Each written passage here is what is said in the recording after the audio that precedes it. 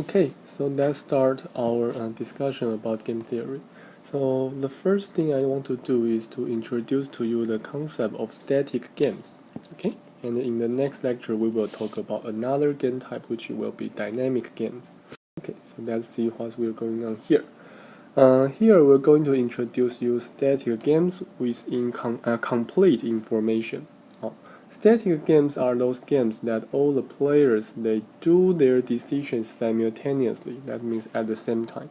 Okay, and complete information means all the utility functions are publicly known. As a player in the game, I know what the other players want to do because I know their utility functions.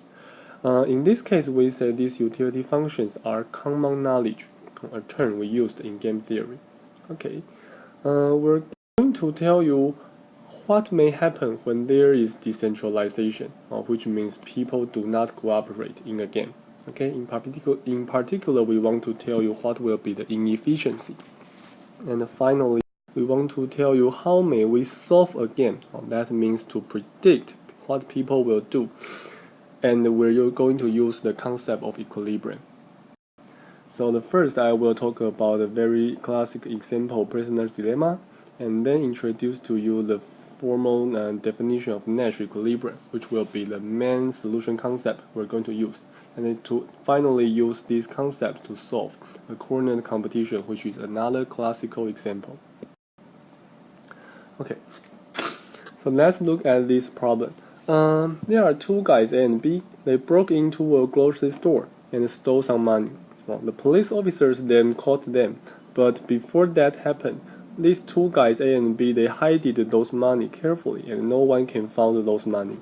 However, there are concrete evidence that A and B indeed broke the window.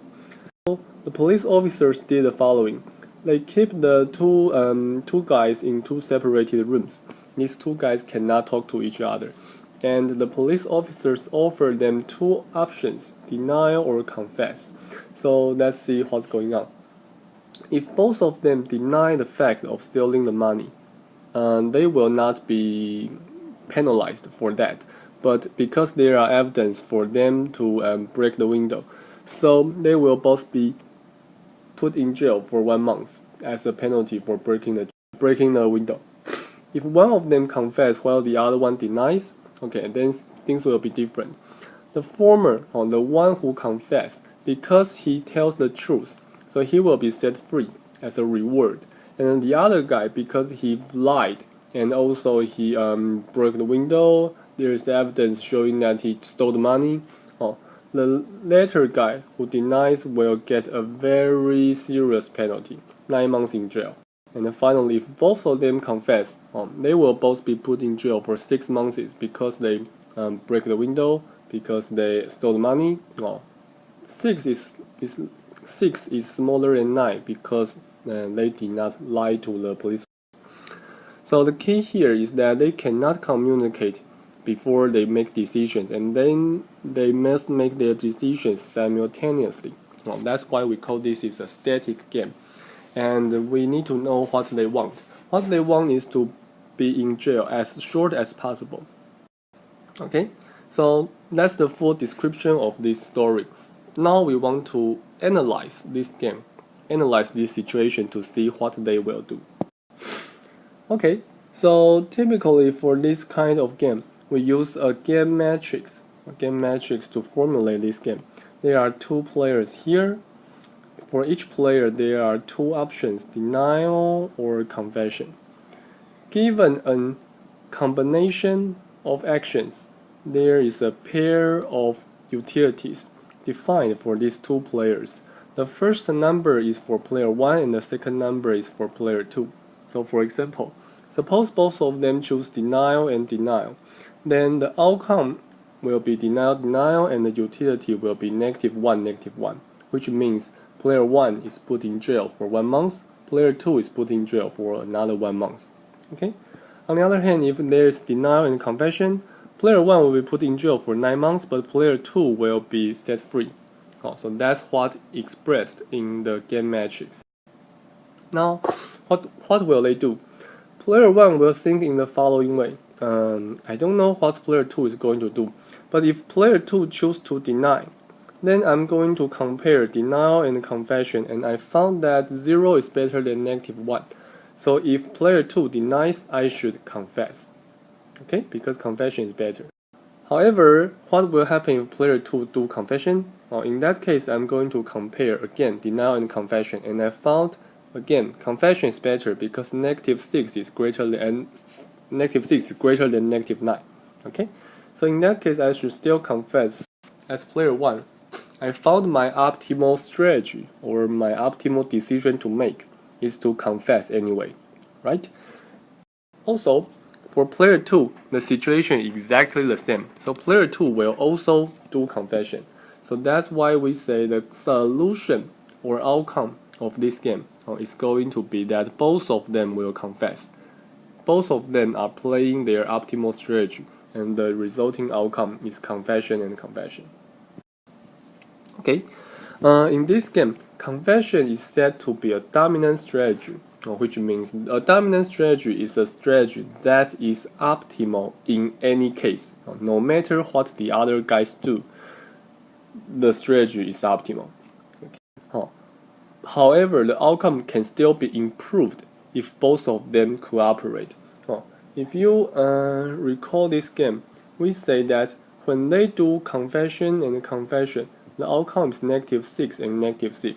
When they do denial and denial, it's -1 and -1, right? So that tells us that they should not really confess and confess. If they can coordinate with each other, then they should really do denial and denial.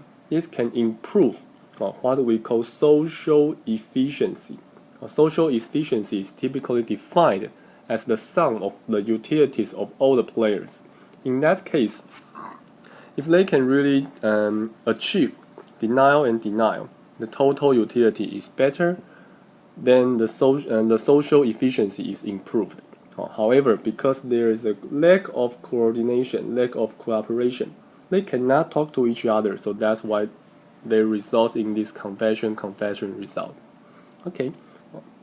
So we're going to see more examples similar to the prisoner dilemma in this course, and actually in this lecture. We'll see that corner competition is one example of another kind of prisoner dilemma. Okay, one last thing we need to talk is about the strategy for us to solve a game.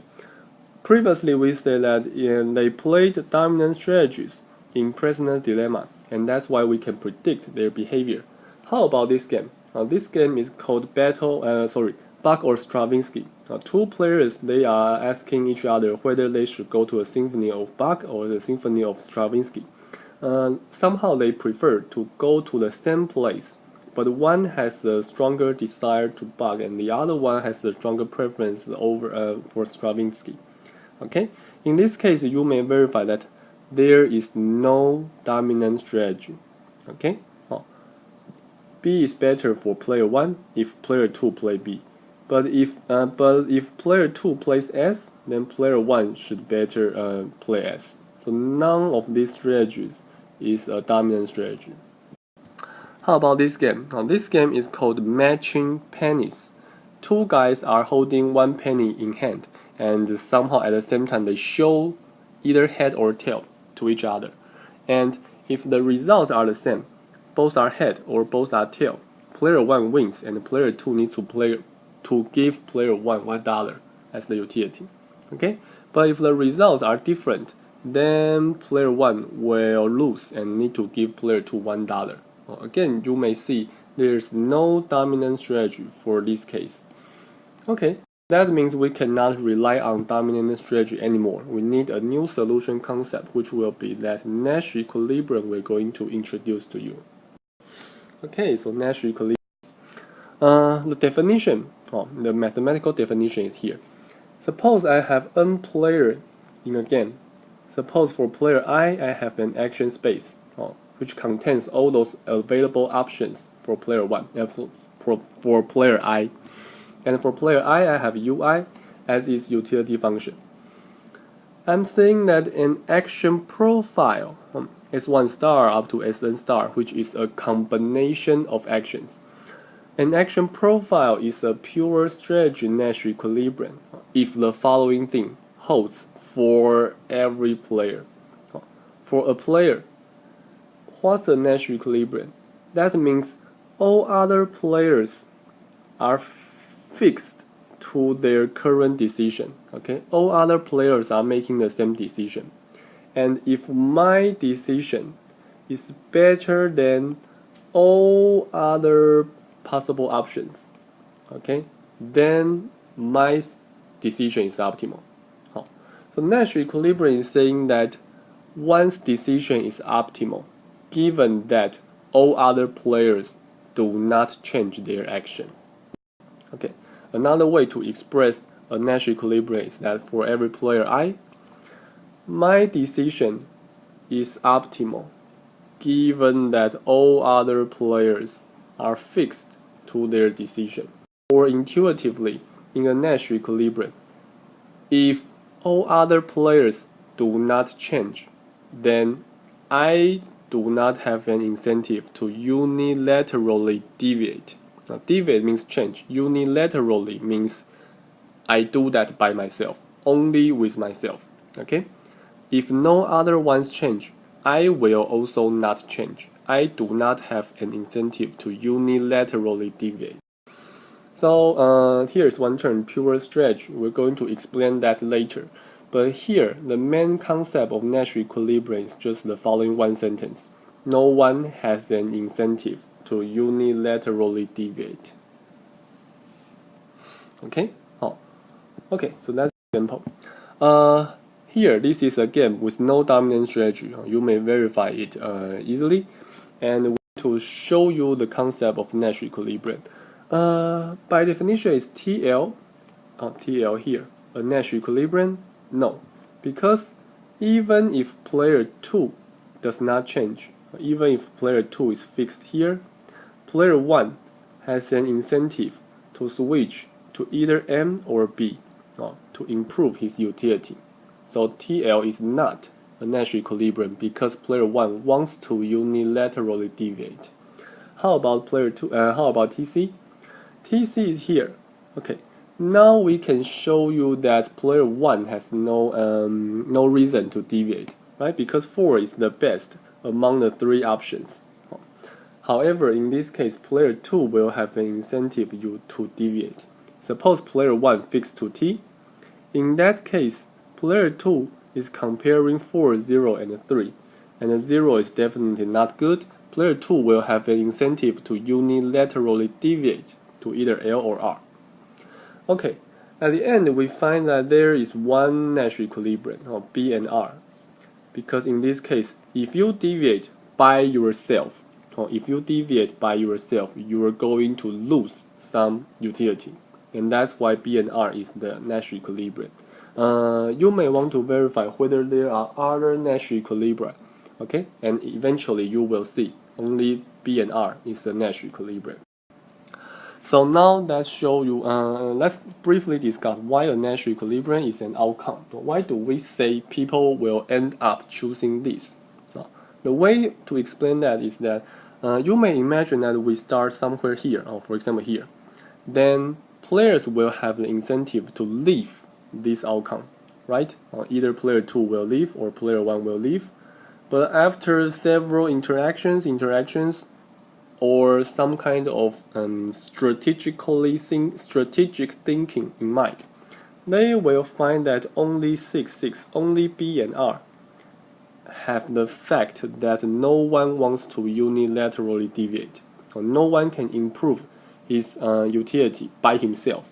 So that's why a Nash equilibrium is called an outcome of this game. We predict these two guys will do this. Okay. So let's use this concept to go back to our previous examples in a Nash equilibrium. -6. Confession is what we expect. And indeed, this is a Nash equilibrium. Because, for example, for player 2, if you choose to move from confession and denial, you are going to lose 3 units of utility. That's not good. How about Bug and Stravinsky? In this case, after several investigations, you will see that there are 2 Nash equilibria.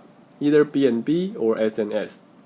So we cannot completely predict what these two guys will do.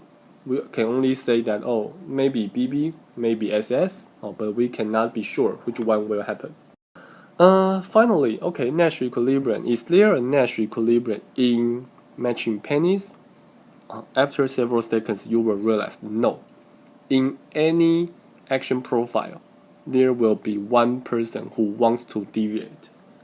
So, what should we do? If Nash equilibrium is not able to be applied to all the games, if there are some games that do not have Nash equilibrium, then we're getting into trouble, right? Fortunately, there are some ways to fix this result. The way to do that is to allow randomized strategy. Okay, I'm saying that I do not need to stick to only one option. For example, here I have possible actions H and tail. I don't need to choose only head and play head always. I may say that I want to play head with probability 30% and tail with probability 70%. Okay, and you can realize that's good because in this game, the worst thing is for the other guy to know what you are going to do, right? You need to somehow hide your intention about playing head or tail so that the other guy cannot destroy you. Actually, this is something very similar to the game Scissor, Paper, Stone, right? The optimal thing to do is to randomize your strategy. And in this game, the optimal thing can be shown to be 1/2 for these two games, for these two options. You will play these two options with equal power. So if we allow randomized strategy, then in 1950, John Nash proved this theorem regarding the existence of mixed strategy Nash equilibrium. The result is the following. Consider a static game. If the number of players is finite and the action space are all finite, then there is at least one mixed strategy Nash equilibrium. So that means as long as we allow randomized strategy, Nash equilibrium can be applied to a very large class of games. Okay, so which means this concept is really powerful and useful. Okay, you may see that this is a sufficient condition and it is not necessary. There are some games in which the number of players are not finite or the action spaces are not finite, but there are still Nash equilibria. In general, finding those randomized strategy, mixed strategy Nash equilibrium is hard, okay, in general. But luckily, in most business applications of game theory, we researchers only focus on pure strategy Nash equilibria. The reason will be clear after we see those examples, so we will just stop here. I'm not going to tell you how may we find mixed strategy Nash equilibria. Let's just move to our next example to show you the application of Nash equilibrium. Okay, so now let's do our application, Cournot competition. Okay, in 1838, this French economist Cournot, he introduced the following quantity competition between two retailers. So that's the story. There are two firms, 1 and 2. They are deciding their production quantity Qi, and the aggregate total quantity Q1 and Q2, or the sum of Q1 and Q2, will decide the market clearing price. The price of each unit of product will decrease when the number of products increase. When there are a lot of products in the market, they will be somewhat valueless.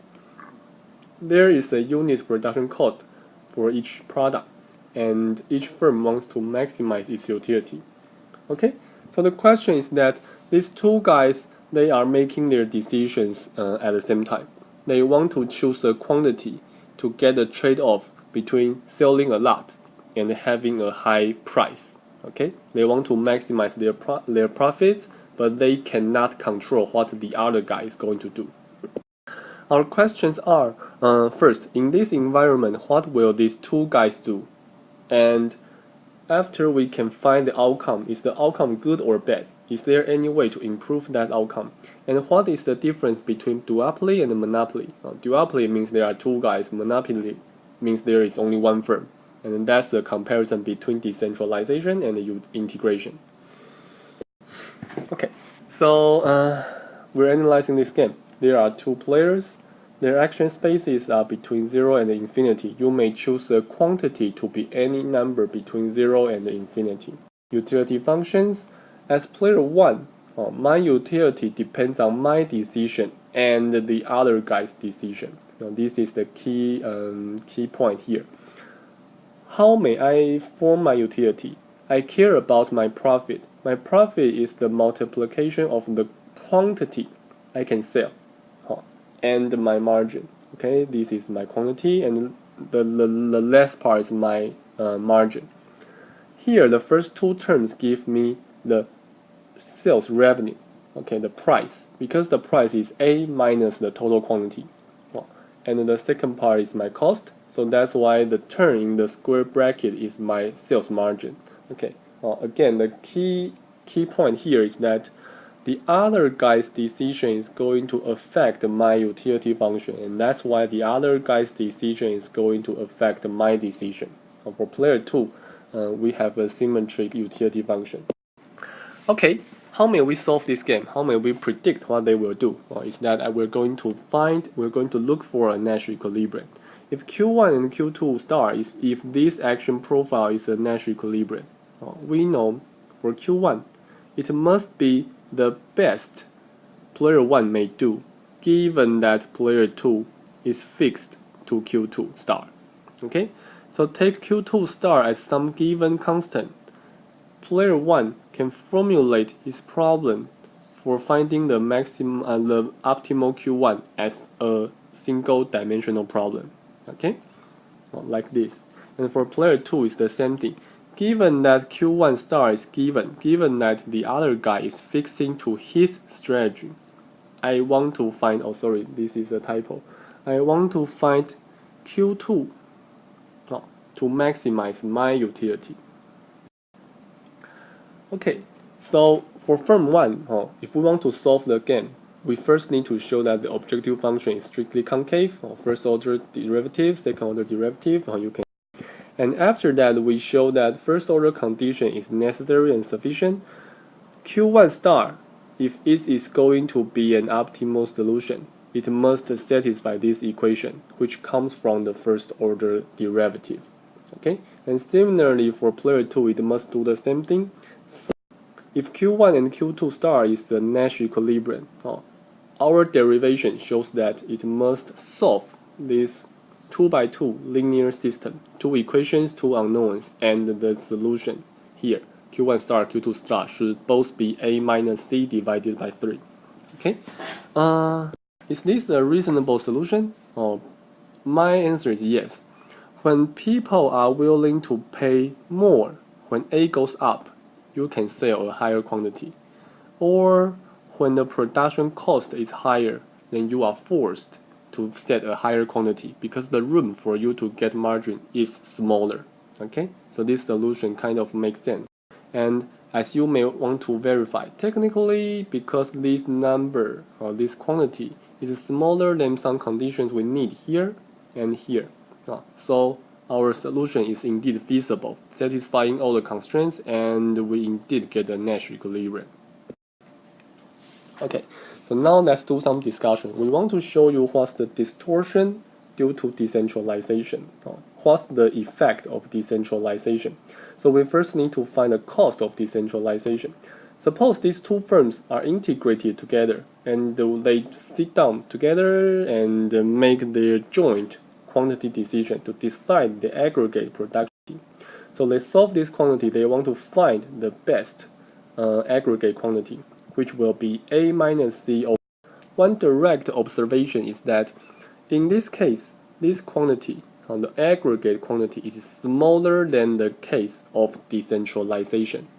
That means a firm, if the situation changes from monopoly to duopoly, he will have an intention to increase its production quantity. Okay? The reason is the following. As a firm, when I increase the quantity, there are benefits and there are costs, right? The benefits that I can sell more, and that part is all my own. The benefits are all my own. And the bad part is that the price will become lower, but the bad part will be shared by the two firms together. Okay? So the good things are mine, and bad things are part of you, and part of the bad things are yours. So that's why I have an intention to increase my production quantity. Okay, so can they do better if they do integration? Through some derivations, you may show that for each player under decentralization, they earn a minus c squared divided by 9. And under integration, both of them together can earn a minus c squared divided by 4. And this tells us that integration becomes more efficient than decentralization because the social efficiency or the sum of utility here is smaller than the utility under integration. Okay, that means these two guys can actually do better if they do integration. They can just sit down together, set the optimal price and optimal quantity, get this profit, and then share. For example, each of them may take 1/2 of that. That's going to be better than what they may get in a decentralization case. Okay. However, this comes from the cost of consumers. As you may see, when there is a quantity competition, when there are two firms, consumers, more consumers can get the product at a lower price. Okay, so that means consumers benefit from firms competition, which satisfies our common intuition. Finally, let's link Cournot competition with our very basic example, precedence dilemma. So we know the best thing for these two firms to do is to together produce a minus c divided by 2. So maybe one of them would suggest, why not both of us to produce a minus c divided by 4? That's going to be the best. However, this maximizes the total profit, but this is not a Nash equilibrium. This outcome is not stable because whenever one guy really chooses a minus c divided by 4, really follows this agreement, I, as the other firm, I'm not going to follow this because if I plug in a minus c over 4 here, I can get this quantity as a better response. Given that the other guy is really sticking to this suboptimal solution, I can improve my profit by choosing to deviate from our agreement. Okay, so that's why this agreement cannot be implemented, and both firms will have an incentive to unilaterally deviate. Right? When one guy stick to this, I'm not going to do this together, and that's why this agreement is not a Nash equilibrium. So that means these two firms are actually engaged in precedent dilemma, right? They know if they coordinate, they can do better. If they coordinate, they can do better. Unfortunately, they just cannot coordinate, and that's why eventually they end up with choosing a minus c divided by 3, which is the suboptimal result for them. Okay, that's the end of our introduction of static games. Later we will talk about dynamic games. Thank you.